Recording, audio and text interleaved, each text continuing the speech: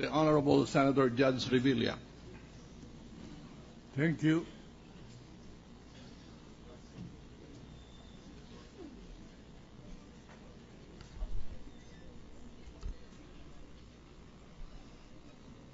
Thank you, Mr. President.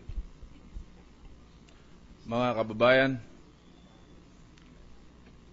I stand here today in a historic moment when we render judgment not to an ordinary citizen, but to the highest official of our co-equal branch in government, the Chief Justice of the Supreme Court of the Philippines. As the late President Theodore Roosevelt said,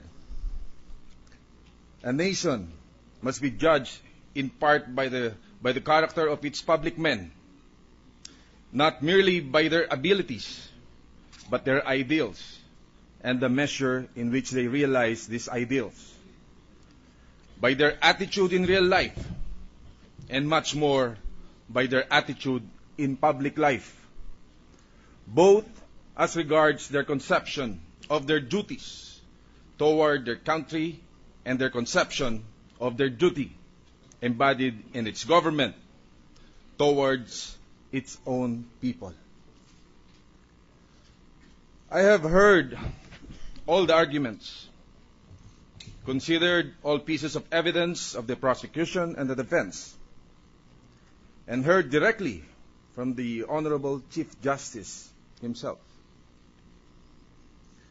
As much as the Chief Justice of the Republic of the Philippines expects and demands and is worthy of all the respect and considerations due to his office and to his person, he, in return, has the responsibility to be the epitome of a public servant with the highest ethical standards. Bilang pinakamataas na mahistrado ng bansang ito, ang kanyang panunungkulan ay dapat walang bahid kahit katiting dahil sa mandato ng kanyang katungkulan at kahalagahan ng kanyang posisyon.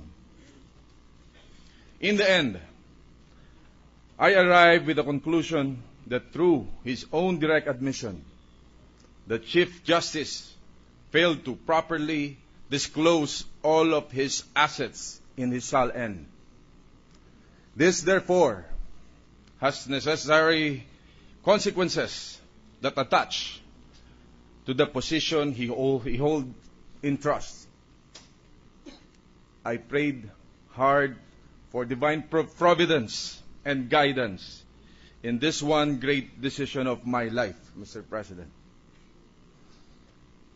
Napakahirap man, alang-alang sa pagkakaisa at paghilom ng ating bayan, alang-alang sa pagpapatibay ng mga institusyon ng ating pamahalaan, alang-alang sa mga darating pang henerasyon at ang ating kinabukasan, I find Chief Justice Renato C. Corona guilty